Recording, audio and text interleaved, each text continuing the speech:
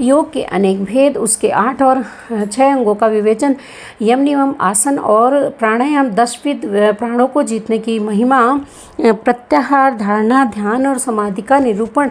श्री कृष्ण जी ने कहा, भगवान आपने ज्ञान, क्रिया और चर्चा संक्षिप्त सार उद्दीप्त करके मुझे सुनाया है। यह सब श्रुति के समान आदरणीय है और उसे मैंने ध्यानपूर्वक सुना है। अब मैं अधिकार, अंग, विधि, प्रयोजन सहित परम दुर्लभ योग का वर्णन सुनना चाहता हूँ। यदि योग आदि का अभ्यास करने से पहले ही मृत्यु हो जाए तो मनुष्य आत्मघाती होता है। अतः आप योग का ऐसा कोई साधन बताइए जिससे शीघ्र सिद्ध किया जा सके, जिससे कि मनुष्य को आत्मघाती ना होना पड़े। योग का यह अनुष्ठान, उसका कारण, इसके लिए उपयुक्त समय, साधन एवं उसके भेदों का तारतम्य क्या है। उपमन्यु बोले, श्री कृष्ण, तुम सब प्रश्नों के तारतम्य के ज्ञाता हो। तुम्हारा यह प्रश्न बहुत ही उचित है, इसलिए मैं इन सब बातों का क्रमशः प्रकाश डालूंगा। तुम एकाग्रचित होकर सुनो। जिसकी दूसरी वृत्तियों का निरोध हो गया है, ऐसे चित्त में भगवान शिव में जो निश्चल वृत्ति है को संक्षेप से योग कहा गया है। ये योग 5 प्रकार का होता है। मंत्र योग, स्पर्श योग, भाव योग, अभाव योग, महायोग। मंत्र जप के अभ्यासवश मंत्र के वाच्यार्थ में स्थित हुई विक्षेप रहित जो उनकी वृत्ति है उसका नाम मंत्र योग है। उनकी मन की वही वृत्ति जब प्राणायाम को प्रधानता दे तो उसका नाम स्पर्श योग होता है। वही स्पर्श योग जब मंत्र के स्पर्श से रहित हो तो भाव योग कहलाता है। जिससे संपूर्ण विश्व के रूप मात्र का अवयव विलीन तिरोहित हो जाता है, उसे भाव योग कहा गया है। क्योंकि उस समय सद्वस्तु का भी भान नहीं होता, जिससे एकमात्र उपाधि शून्य शिव स्वभाव का चिंतन किया जाता है और मन की वृत्ति शिवमय हो जाती है, उसे महायोग कहते हैं। देखें और सुने गए लौकिक और पारलौकिक विषयों की ओर से जिसका मन विरक्त हो जाता है उसी का योग अधिकार है, दूसरे किसी का नहीं है। लौकिक और पारलौकिक दोनों विषयों के दोषों का और ईश्वर के गुणों का सदा ही दर्शन करने से मन विरक्त होता है। प्रायः सभी लोग 8 या 6 अंगों से युक्त होते हैं। यम, नियम, स्वस्तिक और आसन, प्राणायाम, प्रत्याहार, धारणा, ध्यान और समाधि, ये विद्वानों ने योग के 8 अंग बताए हैं। आसन, प्राणायाम, प्रत्याहार, धारणा, ध्यान और समाधि, ये थोड़े में योग के 6 लक्षण हैं। शिव शास्त्र में इनके पृथक पृथक लक्षण बताए गए हैं। अन्य शिवागमों में विशेषता कामित आदि में योग शास्त्रों में और किन्हीं पुराणों में भी इनके लक्षणों का वर्णन है। अहिंसा, सत्य, अस्तेय, ब्रह्मचर्य और अपरिग्रह, उन्हें सत्पुरुषों ने यम कहा है। इस प्रकार यम 5 अवयवों के योग से युक्त है। शौच, संतोष, तप, जप और जप, स्वाध्याय, प्रणिधान, इन 5 भेदों से युक्त दूसरे योगांग को नियम कहा गया है। तात्पर्य यह है कि नियम अपने अंशों के भेद से 5 प्रकार का होता है। आसन के 8 भेद कहे गए हैं। स्वास्तिक आसन, पद्मासन, अर्धचंद्रासन, वीरासन, योगासन, प्रसादिता आसन,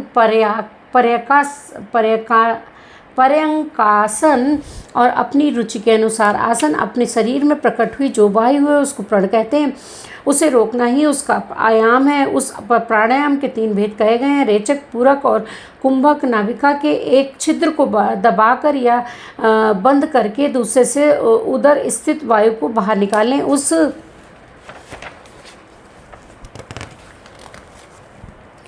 क्रिया को रेचक कहा जाता है। फिर दूसरे नासिका छिद्र के द्वारा वायु से शरीर को भौंकनी की भांति भर लें। उसमें धौंकने की बात भर लें, उसमें पूरण की क्रिया होने के कारण इसे पूरक कहा गया है।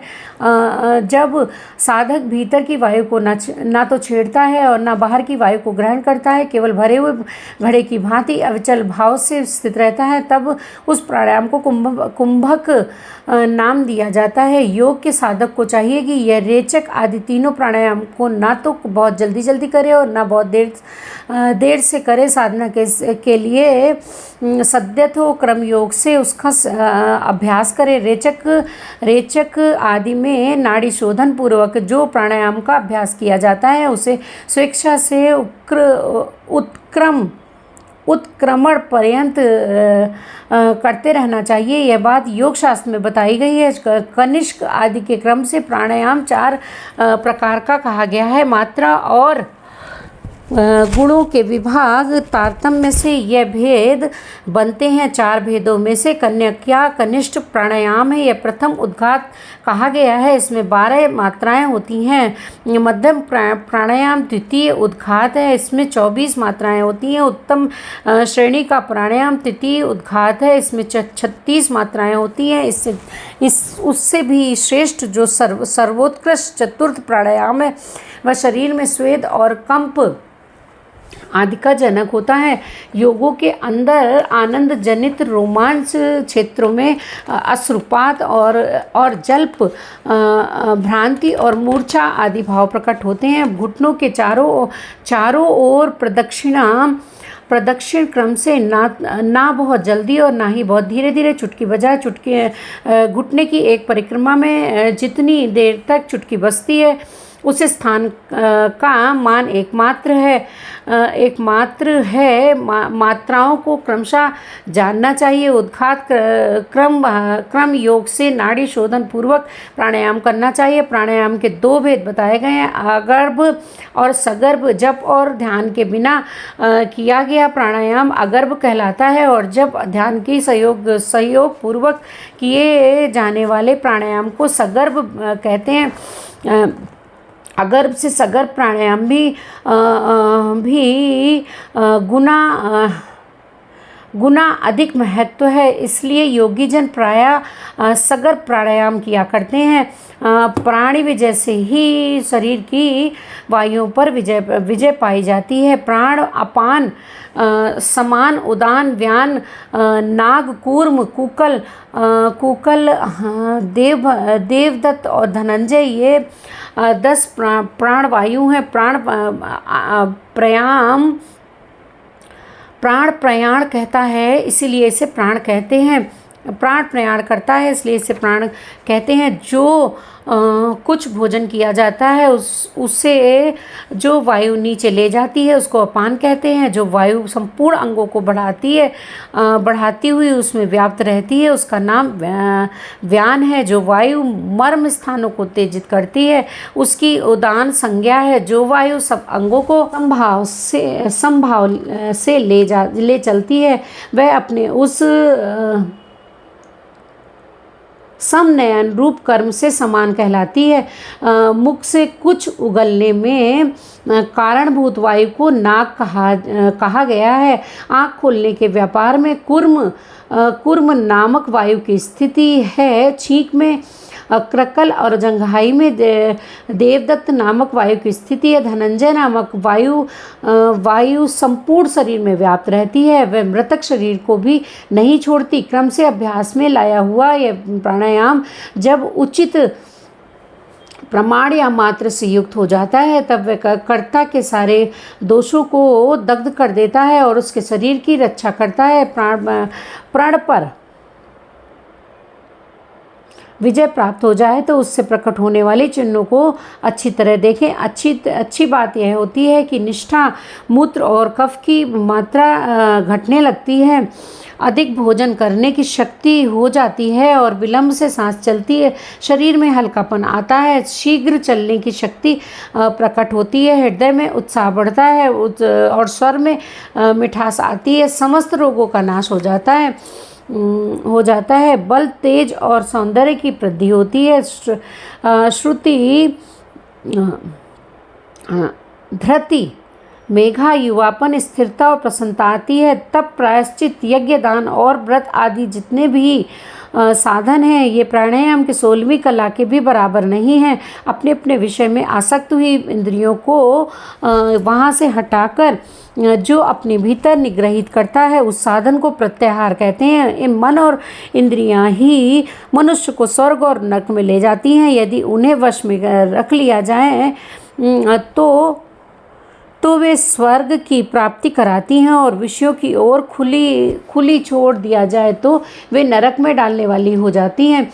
इसलिए सुख की इच्छा रखने वाले बुद्धिमान पुरुष को चाहिए कि वह ज्ञान वैराग्य का आश्रय ले इंद्रिय रूपी अश्वों को शीघ्र ही काबू में करके स्वयं ही आत्मा का उद्धार करे। चित्त को किसी स्थान विशेष में बांधना, किसी वे विशेष में स्थिर करना, और यही संक्षेप से धारणा का स्वरूप है। एकमात्र शिवी स्थान है, दूसरा नहीं, क्योंकि दूसरे स्थानों में त्रिविध दोष विद्यमान है। किसी नियमित काल तक स्थान स्वरूप शिव में स्थापित हुआ मन जब लक्ष्य से च्युत ना हो तो धारणा की स्थिति समझना चाहिए, अन्यथा नहीं। मन पहले धारणा से ही स्थिर होता है, इसलिए धारणा के अभाव से मन को धीर बनाए।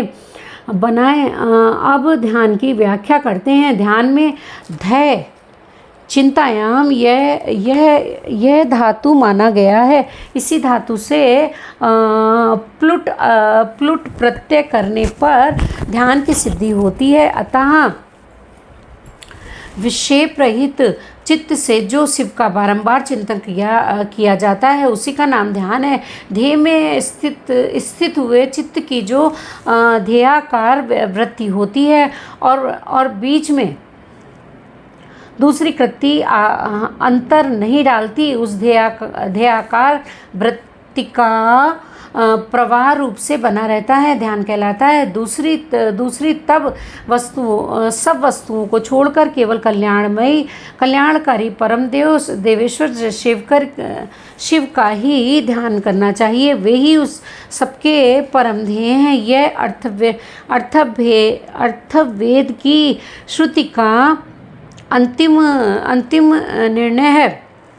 इसी प्रकार शिवा और शिव संपूर्ण भूतों में व्याप्त हैं। श्रुति स्मृति एवं शास्त्रों से यह सुना गया है कि शिवा और शिव सर्वव्यापक, सर्वदा उदित, सर्वज्ञ एवं नाना रूपों में निरंतर ध्यान करने योग्य हैं।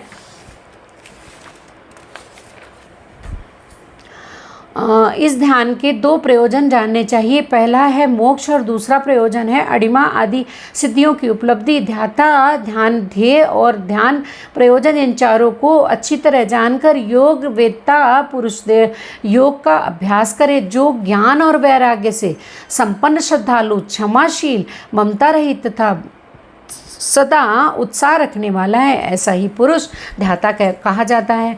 अर्थात वही ध्यान करने में सफल हो जाता है। साधक को चाहिए कि वह जप से थकने पर फिर ध्यान करे और ध्यान से थक जाने पर पुनः जप करे। इस तरह जप और ध्यान में लगे हुए पुरुष का योग जल्दी सिद्ध हो जाता है।